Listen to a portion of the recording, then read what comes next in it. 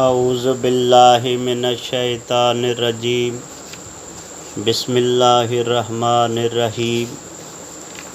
واقعہ کربلا ترتیب کے ساتھ آل محمد کی اسیری۔ جب 11ویں محرم کی دوپہر کا وقت تھا، عمر ابن سعد نے حکم دیا کہ کوفہ کی طرف جانے کی تیاری کریں۔ لشکر کوفہ جانے کی تیاری کر رہا تھا، اتنے میں دوسرا حکم جاری کیا، قیدیوں کو بھی سوار کرو اور ان پر کڑی نظر رکھو تاکہ کوئی قیدی کم نہ ہو۔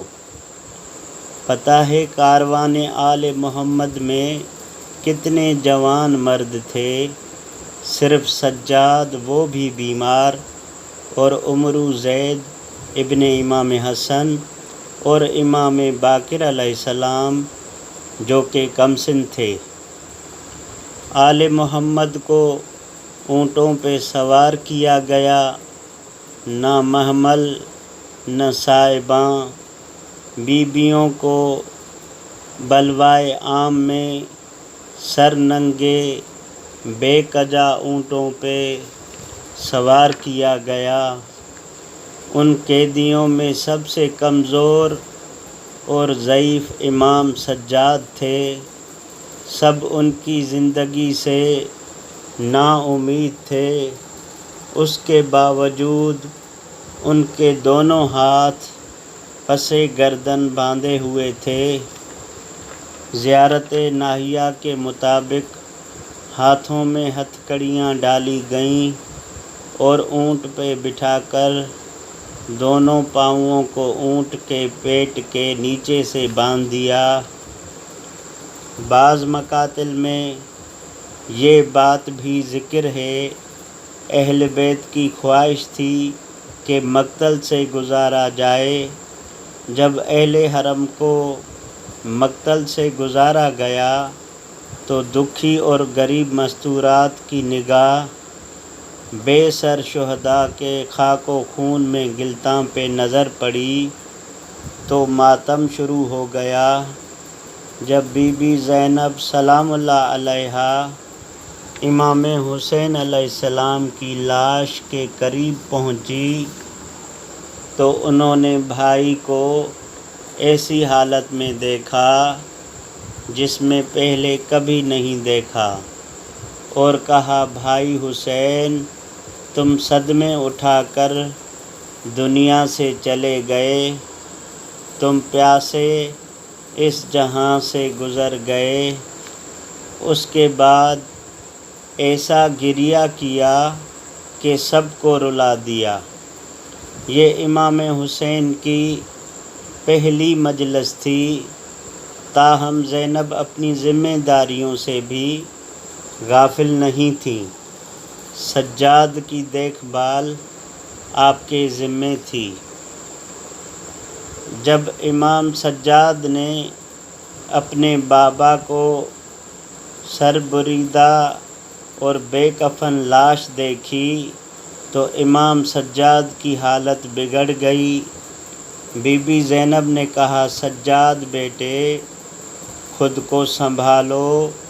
سجاد نے کہا، پھوپھی اماں، حالت کیسے خراب نہ ہو، میں اپنے بابا، چچا اور بھائیوں کو خون میں لت پت دیکھ رہا ہوں، ان کے لباس لوٹ لیے گئے ہیں اور بے گور و کفن پڑے ہوئے ہیں، اور کوئی بھی ان کے پاس نہیں ہے۔ جب مقتل سے گزر رہے تھے اس وقت بی بی سکینہ سلام اللہ علیہا نے بھی خود کو اونٹ سے گرا دیا اور بابا کے جسم اطہر سے لپٹ گئیں اور فریاد کرنے لگیں۔ حضرت سکینہ سلام اللہ علیہا اپنے بابا جان کے جسم اطہر سے لپٹ گئیں اور روتی رہیں۔ اس وقت کوئی بھی شخص جناب سکینہ کو بابا سے جدا نہ کر سکا، یہاں تک کہ ایک جماعت آپ کے پاس جمع ہو گئی اور انہوں نے سکینہ کو جبراً بابا کے لاشے سے جدا کر دیا۔ مستورات ابھی تک شہداء کے مقتل میں اپنے عزیزوں کے لاشے پر آہوزاری میں مشغول تھیں کہ زجر ابن قیس ملعون نے مستورات کے پاس آ کر چیخ کر بولا، اب یہاں سے روانہ ہو جاؤ، لیکن کوئی لاشوں سے جدا نہ ہوا تو ملعون نے تازیانے مارنا شروع کر دیے۔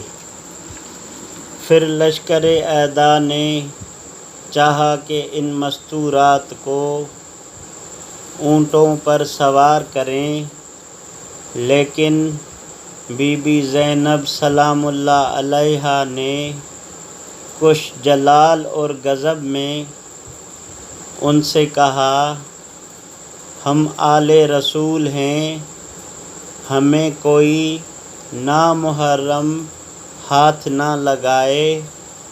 سب دور دور چلے گئے اور زینب و کلثوم نے سب کو اونٹوں پر سوار کیا۔